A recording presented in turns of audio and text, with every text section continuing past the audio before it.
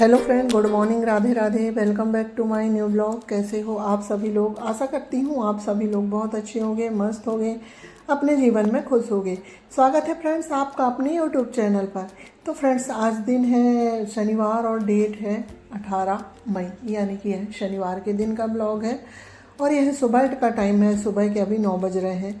तो मैं यहाँ पर आज अपना ब्लॉग स्टार्ट कर रही हूँ सुबह के 9 बजे से। तो मेरे जो मॉर्निंग वाले काम होते हैं ना, वो सारे हो गए हैं। उसके बाद फिर मैं नहा के आ गई थी और पूजा वगैरह भी हो गई है। तो मैं यहाँ आ गई हूँ खाना बनाने के लिए। पहले मैं खाना बना देती हूँ, उसके बाद फिर जो घर के थोड़े बहुत काम है ना, मैं वो करूँगी। क्योंकि मैं गांव गई थी, यानी कि 6-7 दिन के लिए गांव गई थी। तो मैं गांव से कल आई हूँ 17 तारीख को शाम को। तो मैं कहीं चले जाऊँ ना तो घर काफ़ी गंदा हो जाता है, क्योंकि बच्चे लोग रहते हैं। तो बच्चे लोग से साफ़ सफाई तो उतनी होती ही नहीं है, बस वो अपना खाना वगैरह बना के खा लेते हैं। और 1-2 दिन की बात हो तो ठीक है, 6-7 दिन हो गए हैं तो घर थोड़ा काफ़ी गंदा हो गया है। तो मैंने सोचा चलो पहले मैं खाना बना देती हूँ, उसके बाद घर की थोड़ी बहुत सफाई करूँगी। और जो ज़्यादा ज़रूरी है वही सफाई करूँगी, ज़्यादा नहीं करूँगी, क्योंकि फिर समय काफ़ी हो जाएगा। तो यहाँ पर मैं खाने में बना रही हूँ आज कढ़ी और दाल। तो कढ़ी की तो मैंने तैयारी कर ली हूँ और यहाँ पर मैं दाल में तड़का लगा रही हूँ। दाल मेरी पक गई थी, तो मैंने सोचा चलो पहले मैं दाल में तड़का लगा देती हूँ, उसके बाद फिर मैं कढ़ी में तड़का लगाऊंगी। बेसन वगैरह जो होता है ना, उसे घोल के रख ली हूँ पकोड़े बनाने के लिए। और मट्ठा भी मैंने मिक्स कर ली हूँ बेसन के साथ। यानी कि जो मेरी तैयारी है सारी ही हो गई है, सिर्फ तड़का लगाना है। तो यहाँ पर दाल में तड़का लग गया है। और बच्चों को ना कढ़ी के साथ दाल चाहिए होती है, वो कढ़ी नहीं खाते हैं, उनको उतनी पसंद नहीं है कढ़ी। और मुझे ना कढ़ी ज़्यादा पसंद है। और गर्मियों के समय में ऐसी ही चीज़ें अच्छी लगती है खटाई वाली खाने के लिए, क्योंकि अभी ना काफ़ी तेज़ गर्मी पड़ रही है और इस गर्मी में काम करना ना काफ़ी मुश्किल हो जाता है। तो यहाँ पर देखिए दाल में तड़का लग गया है, तो अब मैं कढ़ी में तड़का लगा देती हूँ। तो उसके लिए हमने कढ़ाई पहले ही चढ़ा दिए थे, ऑयल गरम हो गया है। तो मैंने राई, मेथी, जीरा और लहसुन और हरी मिर्च कूट के रख लिए थे, उनको मैं एक साथ ही डालूँगी। तो उससे क्या है, सारी ही चीज़ें एक साथ अच्छे से चिटक जाएंगी। और हल्का सा कलर डार्क होते तक लहसुन को भूनना है। उसके बाद फिर हम इसमें जो दही और बेसन का घोल बना के रखे हैं ना, वो डाल देंगे। और मैं दही वाला कढ़ी बना रही हूँ, यानी कि दही वाली। और दही वाली कढ़ी ना अच्छी लगती है, और ये घर का ही दही है, और घर के दही की कढ़ी की तो बात ही अलग होती है। तो यहाँ पर देखिए हमारी जो लहसुन है ना, वो भुन रही है, और मैंने इसमें कड़ी पत्ता भी डाले हैं। तो लहसुन का हमारा थोड़ा सा डार्क कलर हो गया है, तो इसमें मैंने थोड़ी सी हल्दी डाल के जो हमने दही और बेसन घोल के रखे थे ना, वो डाल देते हैं।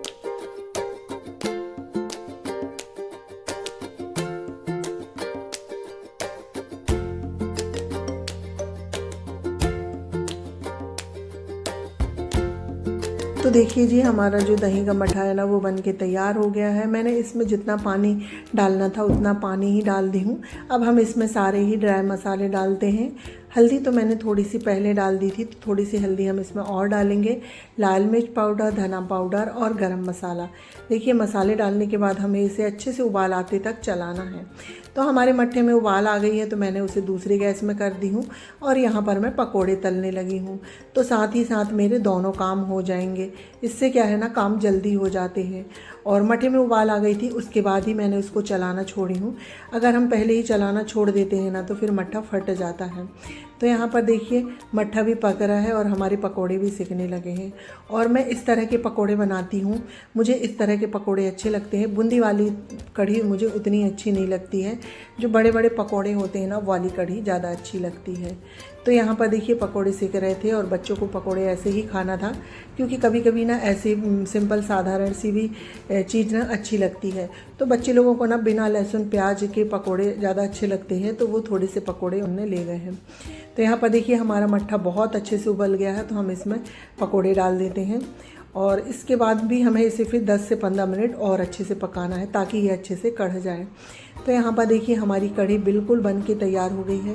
और हमारे यहाँ ज़्यादा थिक कढ़ी नहीं खाते हैं, थोड़ी पतली ही खाते हैं, तो मैं ज़्यादा थिक कढ़ी नहीं बनाती हूँ। तो देखिए जी, कढ़ी हमारी फाइनल पक चुकी थी, तो फिर मैंने उसमें ऊपर से तड़का लगा दिया है। कढ़ी बन के हो गई है तैयार, साथ ही चावल भी बन गया है। तो आज बच्चों को कढ़ी के साथ पूड़ी खाना था, तो मैंने सोचा चलो कढ़ाई चढ़ाई हूँ मैंने तो पूड़ी भी सेक देती हूँ। तो यहाँ पर मैं पूड़ियाँ बनाने लगी हूँ।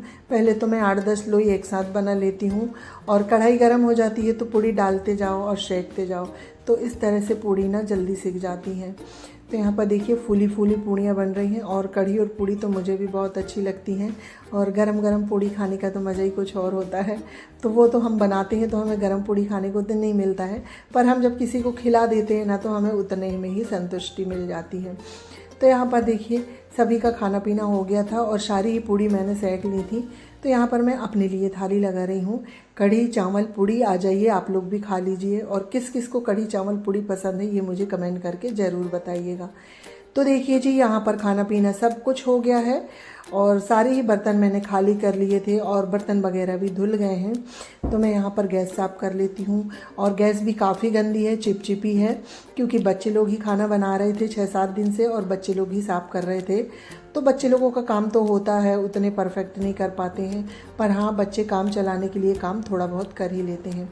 तो यहाँ पर मैं सारी ही गैस को अच्छे से क्लीन करूँगी और जो आसपास की टाइल्स वगैरह है ना सब में मैं सर्फ डाल के घिसूँगी, जिससे जो हल्का सा चिपचिपापन है वो निकल जाएगा। उसके बाद फिर मुझे थोड़ी बहुत हल्की फुल्की सी घर की भी सफाई करना है। पोछा तो मेरा लग गया है, सिर्फ रसोई में ही पोछा लगाना है, क्योंकि पोछा लगाने का काम मैंने मॉर्निंग में ही कर लिया था। सिर्फ डस्टिंग रह गई है और घर थोड़ा सा फैला हुआ है, उसे समेटना है। क्योंकि कल भी मैं गांव से ना रात में ही आई थी, तो रात में आने के बाद फिर रात का खाना पीना हुआ और टाइम ज़्यादा हो गया, तो फिर मैंने ज़्यादा कुछ काम नहीं करी थी। मैंने सोचा सुबह कर लेंगे। तो यहाँ पर देखिए फ्रेंड्स, बातों बातों में मेरी सारी ही गैस काउंटर क्लीन हो गया है। आसपास टाइल्स वगैरह सभी मैंने साफ़ कर दिए हैं और अब मैं झाड़ू लगा के पोछा लगाने लगी हूँ। तो एक बार मॉर्निंग में झाड़ू लग गई थी, पर जब रसोई में खाना बनाओ ना तो फिर से झाड़ू लगाना पड़ता है, क्योंकि थोड़ा बहुत कुछ ना कुछ गिर ही जाता है। थोड़ी झाड़ू लग के हो गई थी तो अब मैं यहाँ पर पोछा लगा लेती हूँ।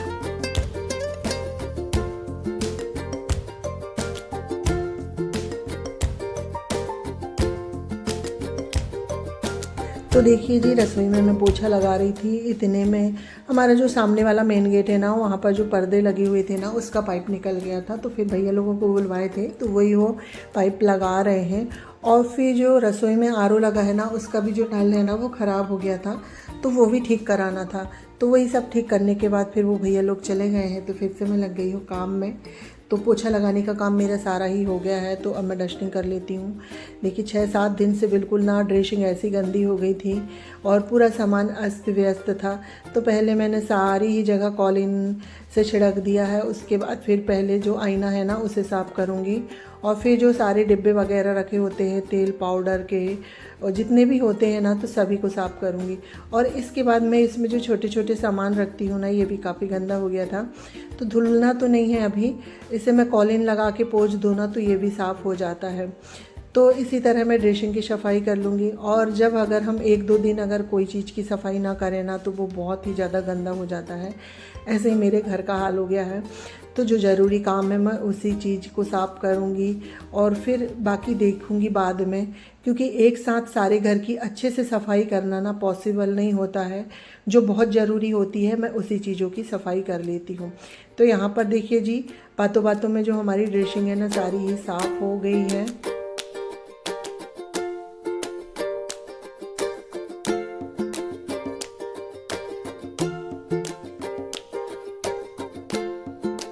और आज ना ड्रेसिंग शार्प करने में मुझे काफ़ी समय लगा, क्योंकि यहाँ पर कुछ ऐसे सामान भी रख देते हैं ना जो यूज के नहीं होते हैं। जैसे कि दवाई वगैरह खाते हैं तो उनका जो रैपर होता है ना तो यही खाली करके रख देते हैं, और जो चीज़ यूज की भी नहीं होती ना तो ये हों या फिर बच्चे लोग हों सब यहाँ ड्रेसिंग में रखेंगे या फिर टीवी वाले कैबिनेट में रखेंगे। तो मैं घर में रहती हूँ तो डेली ही वो सामान को निकाल देती हूँ, पर जब 6-7 दिन में नहीं थी तो काफ़ी सारा सामान स्टोर हो गया है निकालने के लिए। तो वो सारे ही सामान निकालने के बाद फिर मैं आ गई हूँ इधर, ये ड्रेसिंग वाले रूम की ही खिड़की है, तो इसको भी मैं कॉलिन लगा के साफ़ कर देती हूँ, क्योंकि पूरे घर की ही डस्टिंग नहीं हुई है 6-7 दिन से, तो घर काफ़ी गंदा हो गया था। उसके बाद यहाँ पर सोफे पे कपड़े वगैरह पड़े हुए थे, क्योंकि बच्चे लोगों की आदत है ना वो पूरे घर में ही कपड़े फैलाते हैं, और मैं अगर घर पे ना रहूँ ना तो घर की हालत ऐसी हो जाती है कि पूरे घर को समेटने में ही आधे से 1 घंटे लग जाते हैं। तो यहाँ पर देखिए सारे ही कपड़े मैंने उठा लिए हैं। जो कपड़े धुलने के थे वो सारे ही कपड़े मैंने मशीन में डाल दी हूँ। कल मशीन लगाऊंगी तो कपड़े धुल जाएंगे। उसके बाद फिर सोफ़ा के कवर वगैरह झाड़ के फिर से हम सेट कर देंगे।